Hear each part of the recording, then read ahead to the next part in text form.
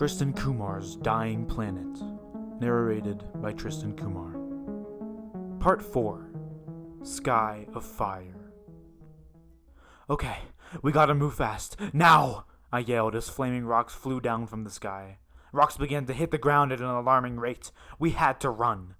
Oscar looked at me in confusion. Where are we supposed to go? There's no way we can escape this, he yelled at me as I turned around in a rush. More small explosions caused some trees to fall down around us. Well, at least I'm still trying. You're the baby here, whining like a little pessimist. If you don't want to try and survive, then why are you still here? I yelled back. For some reason, anger took over my body. I really wish it hadn't, because Oscar's mouth dropped and his eyes widened. I realized what I had done and quickly got off my bike to apologize. But he backed away from me. I'm sorry. I wasn't thinking straight. Let's figure this out. No, you're right. You're so right. I am useless here. Such a pessimist indeed. Well, in that case, maybe I should have killed myself. Maybe when I asked you to help me, I should have thought about this moment and realized that you are no friend. Maybe dying right now is the best thing that can happen. Maybe not for you, you savior of the universe, but definitely for me. My parents could be dead right now and I wouldn't even know. Oscar yelled back at me, breaking down in tears as I felt my heart twist and fall into my stomach. I saw Oscar sitting on the edge. It was May of 2032. The moon lit him up on the rooftop as he looked off. Hey, I'm here, I said softly, but he didn't turn away from looking off. I gulped and quickly walked to him and sat down on the edge with him. Do you want to talk about it? I didn't want to die, he said weakly, shaken to his core. I nodded in understanding. It wasn't my fault. It wasn't even me. Really just shows that there is no hope for humanity, and that everyone's a dirty snake. What happened? I asked him softly. He sniffed, and we sat in silence for a few moments. Yesterday, I was walking through downtown at night. I just wanted to clear my mind when I saw them. A couple of guys were beating up this young person. I knew I couldn't just stand by and do nothing, so I yelled at them to stop. They stopped beating her and looked at me. They pulled out guns, but suddenly people from behind them shot them. I couldn't tell what was going on, so I hid. I looked over and saw all the men killed, the other people. And they were all looking over this girl. She was crying softly. I heard one of them spit on her, saying that it was her fault that she got in the crossfire. When they left, I quickly went to her, and it was one of our classmates. She was bleeding all over, and I couldn't figure out how to stop it. I begged her to wake up and feel better, but she wasn't going to make it. But she did wake up, and Oscar stuttered, but I placed a hand on his shoulder, and he shuddered. She said it wasn't my fault, but it was. I tried to step in, be the hero, and she passed away in my arms. I ran back home before the cops came, but now I can't live with myself. I just want to end it all now. I failed her. It isn't your fault, I started, but he moved his shoulder away from my hand and turned away. I felt so bad for him. He didn't deserve this. Look, I felt guilt before when I lost someone. I always thought it was my fault for not being there, but after a while, I realized that there was nothing I could do. It had to happen for me to become the person I am today. Oscar, these losses that we experience shouldn't break us down. Oscar looked at me. They make us who we are.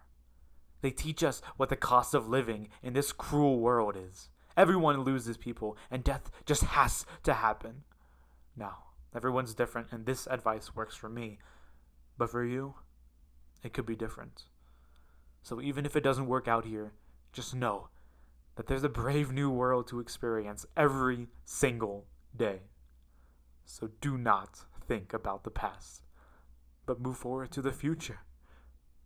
Can you promise me to keep going? I held my breath as he thought to himself. Okay, I'll keep going. He nodded, as I placed a hand around him and gave him a side hug. Just keep going. Once you figure out what you're meant to do here, then we'll find a way out. Together, I said in a comforting tone. Thank you, he said as he wiped away his tears, and we stood up off the ledge. No problem. We gotta look for each other, right? I said as we walked to the stairway leading back to the ground. Right, Oscar said as he sighed. I shouldn't have trusted you, Oscar said furiously as the explosions around us got more and more intense. Wait. Oscar!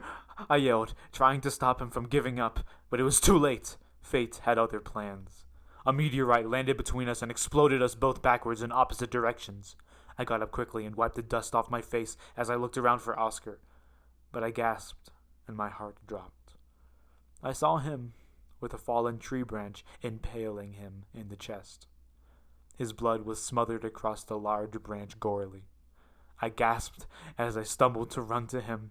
He gasped for air as I arrived, not sure what to do or how to act. No, I said in tears as he looked at me and smiled. Hey, Oscar said weakly. Stop talking! I'm going to fix this, I said as I tried to pull him off the branch, but he screamed in pain and grabbed onto me. I know it hurts, I know. I can help you, I can, I yelled as he screamed more and more. My tears began to fill my eyes and blind me as Oscar kept screaming. I screamed too before letting go and giving up as well. I dropped to the ground and punched the dirt ground so hard my fist bled. Hey, Oscar said as I looked up at him. You are the light. You are. You can't get off this godforsaken rock, for crying out loud. You can. In Colorado Springs, go to NORAD, the government base in Cheyenne Mountain. They're sending people to space there, off the planet. You can make it before it's too late. My time's up. I can't leave you, I said as I stood up to get closer to him. You have to. I won't! I stared at him as I grasped his bloody limp hand. You can make it, friend, Oscar said weakly as his eyes went dull. His hand slid out from mine as I backed away. I was filled with sadness and anger. I had to do what he said. I had to. This was my purpose. I was destined to. This was my final, actual purpose in this terrible life. And I had to do it now. I ran to the motorcycle and hopped on as the tears flooded down my face. I'd seen other people ride motorcycles and felt like I could. It felt weird at first, like I was a criminal, but then I remembered that it didn't even matter. Everything would be destroyed. I started the engine, and it showed 25 miles remaining, hopefully just the right amount. I looked back at the fragile, impaled body of Oscar, closed my eyes in respect one last time, and sped off. Turns out I underestimated the mileage because I made it to Colorado Springs, but I was still a mile away from NORAD. I got off the motorcycle and did it at the right time because a meteorite hit the motorcycle, making it catch on fire as I started to run towards NORAD. Don't get me wrong. Colorado is a beautiful place, or was a beautiful place, but there are so many hills and mountains, and that is the worst terrain if you are running from the oncoming apocalypse. I saw NORAD at last, and the doors were open, letting many panicked people in. The NORAD doors could withstand a nuclear explosion, so they could try to survive until all systems turned on to leave this dying planet. Then, all hope was drained from me as I saw the doors starting to close. I pushed and used the rest of my energy. My lungs were burning, but it didn't matter. I pushed past a bunch of people. I tried to slide into the closing doors, but I was too late. This was terrible. I somehow needed to save the planet, but how could I if I was locked outside of my escape route? I looked up and saw a control panel on the door. I found a clean rock climbing route and climbed up to it. Everybody watched me as I did it, not helping whatsoever. Lazy idiots. Anyway, I reached the box and kicked it open. It fell to the ground and I kicked the control panel. A loud beeping sound went off and I let go and started to fall. The doors opened though, so I did that for something at least. Everyone started to go in and ignored me as I fell and hit the ground. I later found out that I had broken 3 of my ribs from that fall, but I didn't really care. The soldiers inside NORAD found a way to close the door, so I limped to the door before they closed it. I was the last inside the door as it shut. I heard on an intercom system that they could only let 10 people on the shuttle, maybe even less, since there were more than 1,000 people inside NORAD, knowing that half of them wouldn't even survive. More than half. That definitely started an uprising. One of the people near the intercom system seemed to have gotten into a fight with a soldier and got on the intercom. The gruff voice yelled, "Survival of the fittest! See ya, losers!" as the intercom went off. Suddenly, everyone in the room was fighting and even killing each other. A soldier pulled out a gun and shot it into the air to get our attention. Everyone stopped and listened to him. "Listen up! I have direct orders from the President of the United States to a couple of very important personnels that have to be on that ship." "Here he is," the soldier said as a screen showed up. The President was there. President Jones. At that moment, I kind of thought that the screen President Jones was on was very dystopian, like he was controlling all of our fates. In a way, he was, but I digress. "Good evening, citizens of America. I know that everyone is panicking, but if we want to save ourselves, then we need these people." I knew that it would be a soldier or general, but I was shocked when he revealed who could get on the ship. If you all remember, the school that the explosion occurred in had some victims, and the people that we need are those survivors. If you are one of those people, please come up and stand next to the general you see in front of you. I was shocked. I was even more shocked when I saw some of the fire earthers go up nervously. I stayed still. I was confused. Why us? Some remaining members of the Scorpion Squad went up as well. I decided that I should too. I was scared of what would happen, though. I walked up to the general and the leader of the Scorpion Squad with a bloody shirt. Looked at me with surprise in his eyes. "How's your neck?" he said. I ignored him and stood before the triggered crowd. "Thank you for coming to the general. Please get on that ship now. Everyone else, Godspeed." With that, the president faded from the screen and everybody gasped. The president expected us, kids of all people, to go and leave more than 1,000,000 people to watch us just leave, knowing that they'll never be good enough to get on that ship and they'll all die a fiery death. The general walked up to the ship and told us to ignore the remarks of other people wanting to escape the planet who were already yelling at us. We nodded sadly as the leader of the Scorpion Squad asked me, "Where were you?" "Apocalyptic hospital, a military prison, and then on a motorcycle to NORAD from Woodland Park." "You?" I replied. "We decided we'd hang back and stay in one spot. And when we saw the sky afire, we decided to head over to NORAD to be safe. And here we are," he said. "Nice," I said as the general stopped, pressed some buttons on a wall that opened the elevator door next to it, and we all got in. "Where exactly are we going?" I asked the general.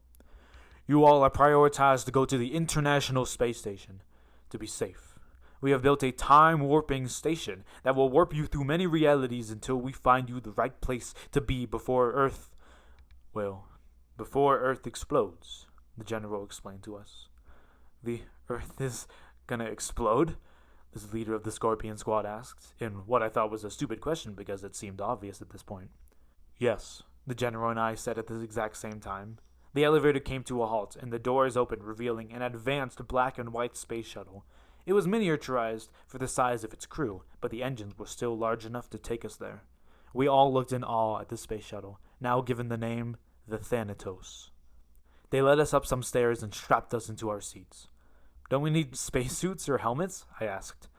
"This isn't your average rocket, sir," the person strapping me in said. They all exited the cockpit, and before they closed the door, one of the people said, "Godspeed," smiled, and closed the door. Why do I keep hearing that phrase? I asked myself. I heard a muffled voice outside yell to start something, and then a voice came on and started a countdown for 5 minutes. This was it.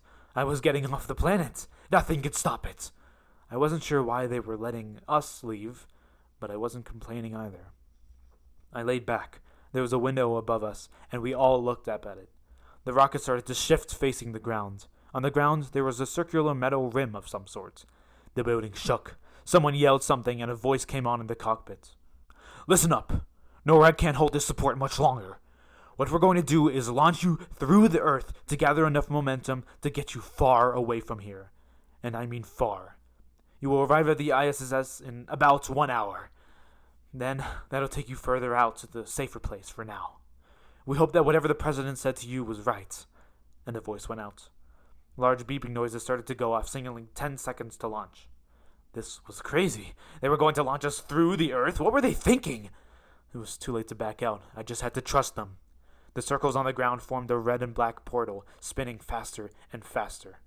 I heard someone outside count the last numbers. 5, 4, 3, 2, 1. Lift off! The cockpit rumbled like crazy, and a red light lit up in the cockpit, and we all looked at each other and nodded, not knowing what would happen to us from this day forward. The spaceship began to move backward as a screeching sound started to form all around us. Everything started to fade from my eyes. We suddenly jerked to a stop, then shot forward at an incredibly large speed through the portal. We all yelled in pain. It was like we were in surgery, and someone had spilled lava over my entire body while it was open. I screamed in pain as I looked through the window, but found out that my eyes were fading. We were in a tunnel of some sort, moving through it at incredible speeds. The shuttle started to shake at an alarming rate. Then we slowed down and stopped. The rocket slowly turned around and shot back through where we came from. Was this supposed to happen? We went faster than before, probably faster than the speed of light itself. For a nanosecond, I thought I saw the rest of the people in the shuttle room explode and NORAD explode itself. Then the rocket boosters kicked in and we shot back. That's when I passed out. I woke up in the same void I had been in before, seeing the same miniature model of Earth with the same butterfly, but this time the butterfly looked weaker. It landed on my finger and dropped down. It was starting to turn to ashes. The Earth split in half, and this time I felt the rumbling in real life, like Earth just exploded. The butterfly looked at me, mortified, and turned to ashes. Had I done something wrong? Was I supposed to stay on the dying planet? None of this made sense. I screamed in agony in the darkness, knowing that nobody would hear me in this vast, open new reality. Not my parents, not my teachers, not my friends, not a single person on the dying planet, not a single person alive would ever hear me and listen to me. I honestly didn't want this. I wanted to save the world, not destroy it. I cried and suddenly jerked awake. Everyone else in the cockpit was passed out and hadn't woken up yet. I looked up to the window and for the first time in my life admired the beauty of the vastness of space. I somehow made it. I wanted to see Earth, but knew that there wouldn't be anything left to see. We were all alone now. This episode was recorded by me, Tristan Kumar. And if you enjoyed it, then check out the next parts. Thank you for listening.